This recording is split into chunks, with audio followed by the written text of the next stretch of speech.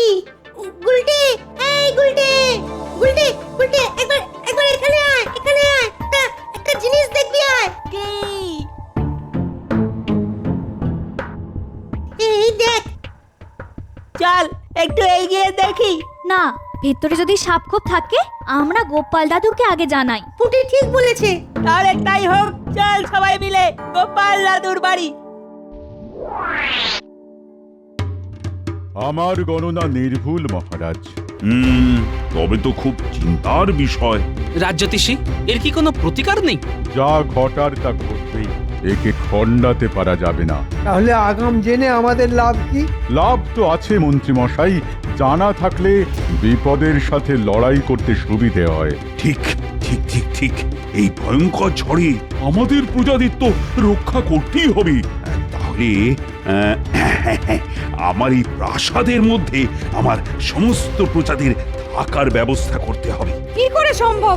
আপনার প্রাসাদের সব প্রজাদের পুনর্বাসন হবে না। কিন্তু আমার রাজ্যের একটা প্রজাও যেন বিপদে না পড়ে। ভাবো ভাবো, সবাই ভাবো।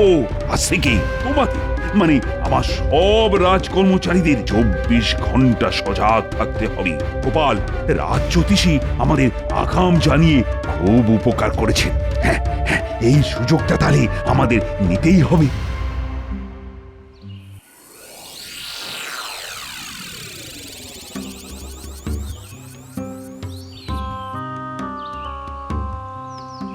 দাদু, আর দাদু, আমরা খেলতে গিয়ে না একটা জিনিস দেখতে পেয়েছি। একটা সুড়ঙ্গ। পুলিশ কি রে, এ তো দারুণ ব্যাপার। চল তো, আমাকে নিয়ে চল তো।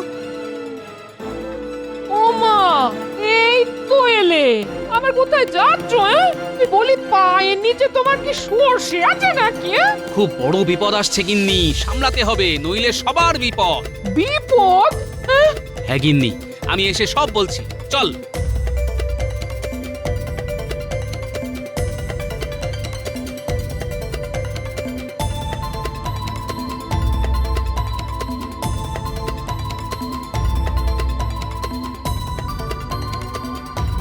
এই দেখো দাদু, ওই সুড়ঙ্গ। এবার চল তো, ভেতরে গিয়ে দেখি। কি করে যাবে গোপাল দাদু? ভেতরটা তো অন্ধকার। তা অবশ্য ঠিকই বলেছিস। চল, এখন আমরা বাড়ি যাই, মশাল নিয়ে আসি। সেই ভালো।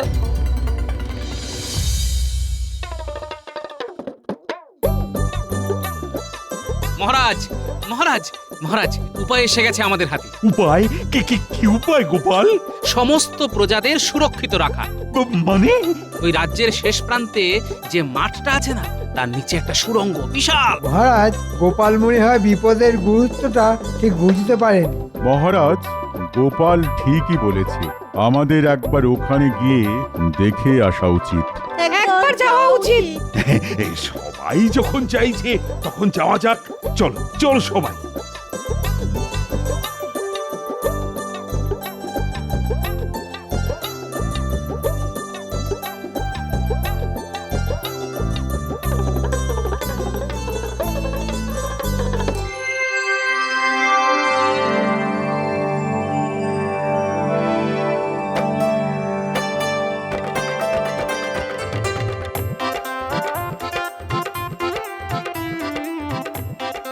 বাবা, এ তো বিশাল সুড়ঙ্গ। যতদূর যাচ্ছে মশালের আলো, সুড়ঙ্গটা দেখে লাগছে বড়ই ভালো। মহারাজ, আমার মনে হচ্ছে এখানে আমাদের প্রজারা সুরক্ষিত থাকবে। আমারও তাই মনে হয় মহারাজ। মন্ত্রী, ও মন্ত্রী, তোমার কি মনে হয়? সবাই যখন চাইছে তখন সেনাপতি, লোক লাগাও, পরিষ্কার করে বাসযোগ্য করতে হবে তো। আহা, আমাদের হাতে তো আর নষ্ট করার মতো সময় নেই। ঠিক আছে মহারাজ, হয়ে যাবে। গোপাল, তোমাকে যে কি বলে ধন্যবাদ দেব, আমার তো কোনো ভাষাই নেই। প্রশংসা আমার প্রাপ্য নয় মহারাজ, আমার বানর সেনা, ওরাই আমাকে এই সুড়ঙ্গের খবর দিয়েছে। মন্ত্রী, তুমি পুরো ব্যাপারটা দেখবে, যাতে আজকের মধ্যেই সুড়ঙ্গটা পরিষ্কার হয়ে যায়। আর আমি কাল থেকেই প্রজাদের এখানে সরিয়ে নিয়ে আসবো। ঠিক আছে মহারাজ, আমি দেখছি। দেখছি না, করতেই হবে। আরে সময় নেই একদম।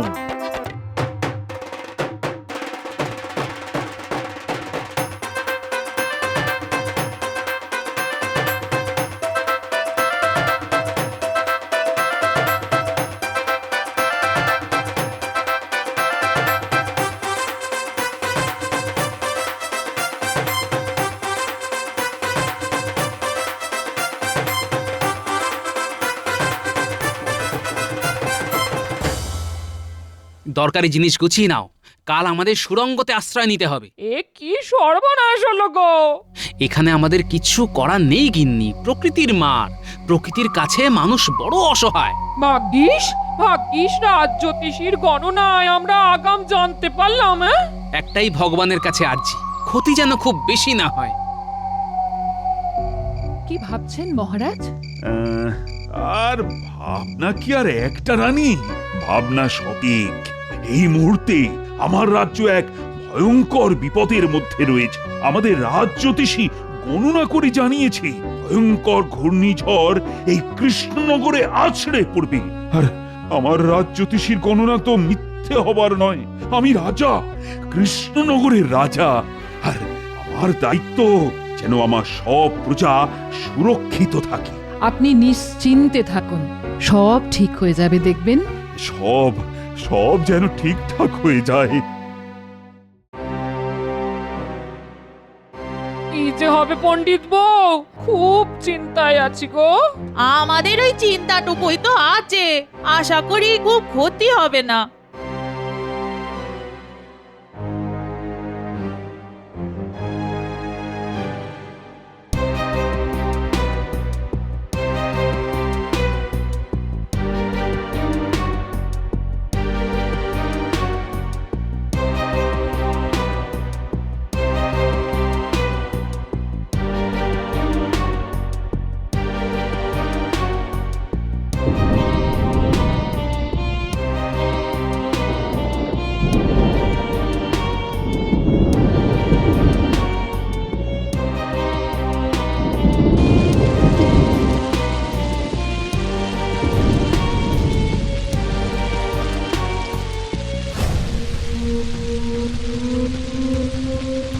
ওহ, জানি না ক্ষতির পরিমাণ কত হবে, তবে আগাম জানার ফলে সমস্ত প্রজাদেরকে সুরক্ষা তো অন্তত দিতে পেরেছি। এবার ঝড় থামলেই তো আসল কাজ। হ্যাঁ, ওইটার জন্যই তো বসে আছি। প্রাকৃতিক বিপর্যয়ের পরই তো আসল কাজ, কিছু কামাতে হবে। রাজ্যতীশী, এই তাণ্ডব কখন থামবে গো? মহারাজ, গণনায় দেখতে পাচ্ছি কাল সকালে ঝড় থেমে যাবে। দেখো, তোমার এই গণনাটাও যেন মেলে। মিলবে মহারাজ, মিলবে। কাল সকালে সূর্য উঠবে।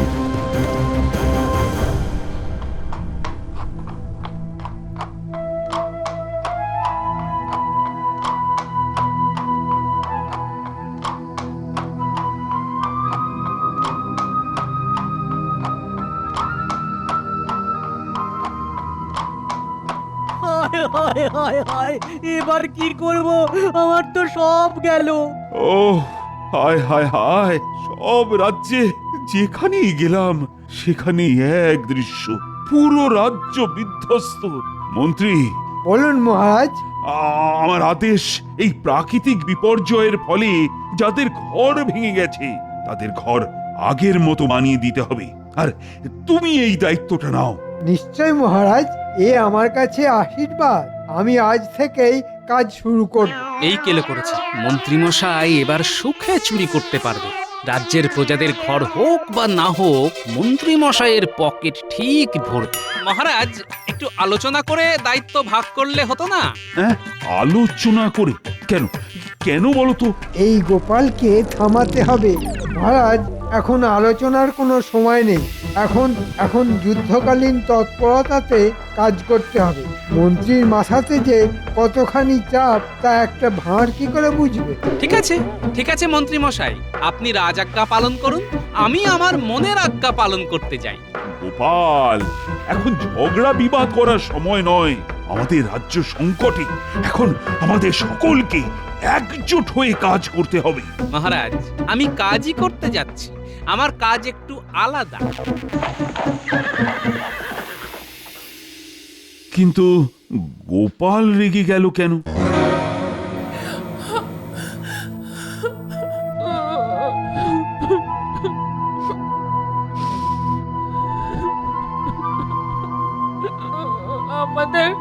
আমাদের সব চলে গেল, সব। কেদো না গিন্নি, কেদো না। মহারাজ ঘর গড়ে দেবার জন্য মন্ত্রীমশাইকে দায়িত্ব দিয়েছেন। মন্ত্রী মশাইকে মহারাজ আর কাউকে পেলেন না না গো? যার 9 হয় না তার 90তেও হবে না, কিন্তু আমিও ছেড়ে দেবার পাত্র নই। মন্ত্রী মশাইকে চুরি করার জন্য খোলা মাঠ আমি কিছুতেই দেব না গিন্নি। গোপাল দাদু,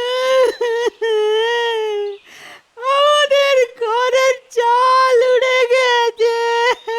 কাঁদিস না বাবারা, কাঁদিস না, আবার সব ঠিক হয়ে যাবে। এখন কিছুদিন ওই সুরঙ্গে আমাদের থাকতে হবে, বুঝলি? আর একটা কাজ করতে হবে। কি কাজ দাদু? শোন, তোদের কাজ হলো মন্ত্রী মশাই আর বটা ঘটার উপর নজর রাখা। ওরা কোথায় যায়, কি করে, সব খবর আমার চাই। ঠিক আছে দাদু, তোমাকে সব খবর দেব। আমরা আজ থেকেই নজর রাখবো। ওহ, কতদিন পর একটু বাড়তি লক্ষ্মী লাভ হবে। গোপাল টেপড়ে ঘেঁটে দিচ্ছিল, ওর মুরব্বিয়ানাটা বন্ধ করতে পেরে কি ভালো লাগছে। যাই বটা ঘটার কাছে। এই গুলটে ন্যাপলা, ওই দেখ মন্ত্রী মশাই। খুব ফুর্তি দেখছি। চল, পিছু পিছু চল, দেখি কোথায় যায়।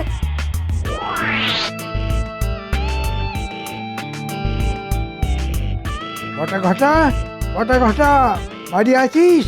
হ্যাঁ আছি। অনেক কথা আছে, আসছি।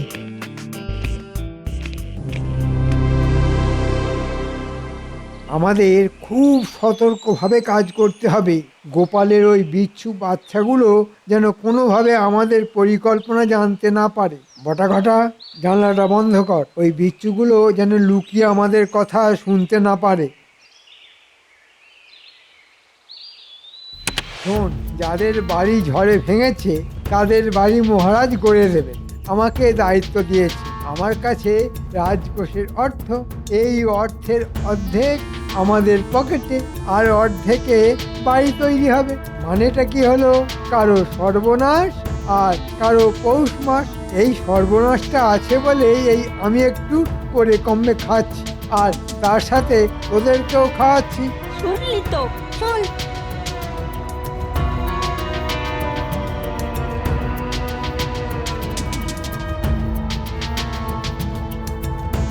গোপাল দাদু, সব শুনলে তো?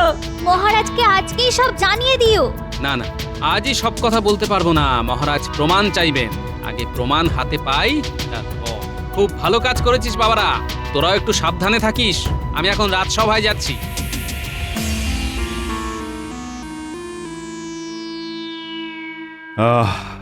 দুর্যোগ তাহলে গেল। এবার এবার তাড়াতাড়ি সব আগের মতো করে ফেলতে হবে। কি গোপাল, কাজ কেমন হচ্ছে গো? মন্ত্রী মশাই যখন দায়িত্ব নিয়েছেন তখন ঠিকই হবে। বলছো তাহলে মন্ত্রী ভালোভাবেই কাজ করছে?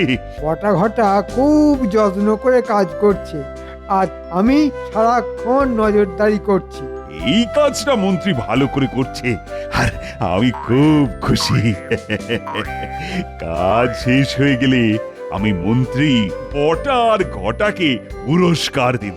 মহারাজ, আপনাকে সরল সাদা পেয়ে মন্ত্রী রাজকোষ চুরি করে ফাঁক করে দিচ্ছে। আমি আগে প্রমাণটা জোগাড় করি, তারপর।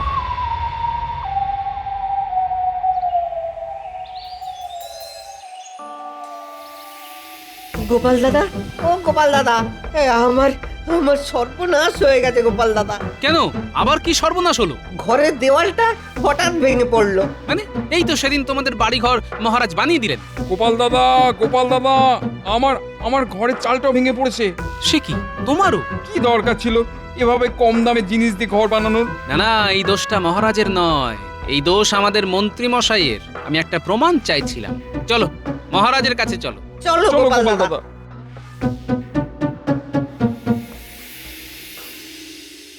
কি গো, আজ রাজসভায় যাবে না? না গো গিন্নি, মহারাজ আমাকে ছুটি দিয়েছেন। এত খাটাখাটুনি গেল, তাই মহারাজ খুশি হয়ে ছুটি দিয়েছেন। তাহলে চলো না, আজ মায়ের কাছে যাই। মা খুব খুশি হবে, আর আমি তোমার দেওয়া 7 নলি হারটা দেখাবো। চলো তাহলে দুদিন কাটিয়ে আসি। তাহলে গুছিয়ে নি।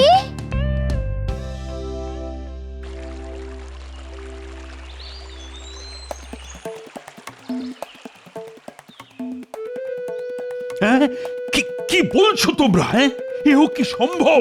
আমি আমি কোথায় ভালো কাজ করার জন্য মন্ত্রীকে দুদিন ছুটি দিলাম? হ্যাঁ মহারাজ, এর এক বর্ণ মিথ্যে নয়। মহারাজ, দিশি কুকুরের লেজ কখনো সোজা দেখেছেন? যতই টানুন না কেন, ছেড়ে দিলে সেই খণ্ডতক। না না না, আজই ওর শেষ দিন। ওকে ওকে আগে আমি ডাকি, তারপর ওর বিচার শুরু করব। মহারাজ, একদম না। মন্ত্রীমশাই যেন ঘুণাক্ষরেও টের না পান যে আমরা সব জেনে গেছি। মন্ত্রীমশাই ছুটি কাটা, তারপর মন্ত্রীর ঘর কিভাবে ভাঙতে হয় সেটা আপনি আমার উপর ছেড়ে দিন। ঘুঘু দেখেছেন, এবার ফাঁদটা দেখুন।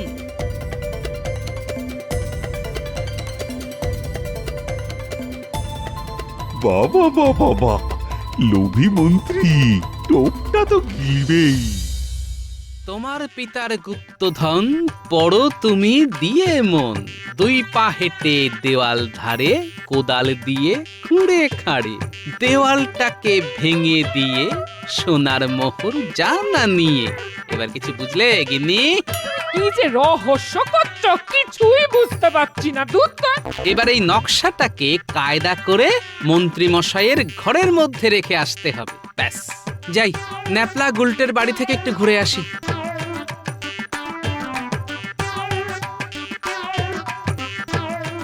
মানুষটা কি পাগল হয়ে গেল নাকি? ও ঠাকুর, ও ঠাকুর, একটু দেখো মানুষটাকে। ঠাকুর,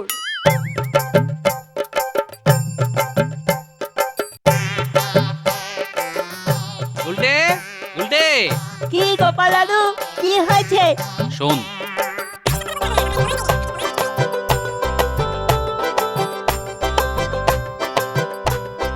সাবধানে কাজটা করতে হবে।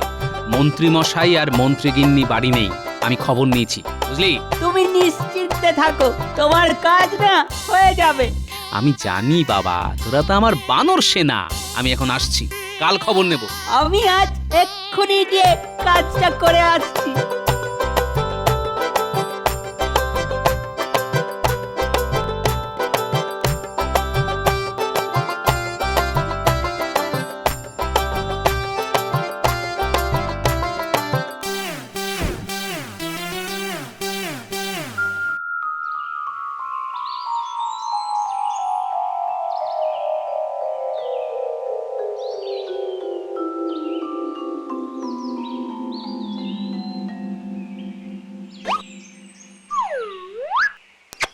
এটা কি? পুরনো কাগজ, একটা নকশা আঁকা, কি একটা লেখা আছে। তোমার পিতার গুপ্তধন পড়ো তুমি দিয়ে মন, দুই পা হেঁটে দেওয়াল ধরে, কোদাল দিয়ে খুঁড়ে খাঁড়ে, দেওয়ালটা ভেঙে দিয়ে সোনার মোহর জানা নিয়ে। গিন্নি, গিন্নি, গুপ্তধন, গুপ্তধন, বিরাট খবর, আমার পিতার গুপ্তধন। কি হলো? কি হলো? চেঁচাচ্ছ কেন? কি হলো? এই দেখো।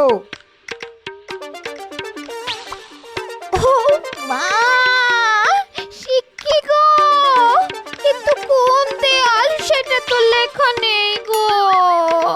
পূব দিকের থেকে এসেছে উড়ে, সুতরাং ওই পূব দিকের জানলা ধরে দুপা হেঁটে খুঁড়বো। যাই বটা ঘটার কাছে একটা কোদাল নিয়ে আসি। গুপ্তধনের কথা বলো না, তাহলে ভাগ দিতে হবে। তুমি খেপেছো? আমি কি অত বোকা নাকি? বলবো বাগান করবার জন্যে মাটি কোপাবো। যাই, 1 2, বুঝলে গিন্নি, এইখানে কোপাতে হবে। একটু জোরে, হেইও, দেওয়াল ভাঙো, হেইও। ভাঙো ভাঙো ভাঙো, হেইও, দেয়াল ভাঙো, হেইও। এবার পাবো, এবার পাবো গুপ্তধন।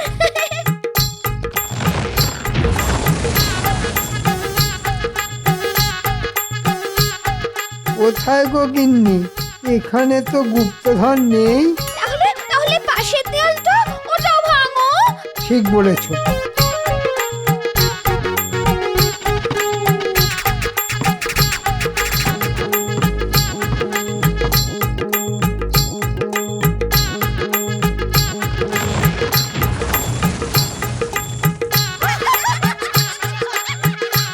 বাবা বাবা, খুব সুন্দর, খুব সুন্দর।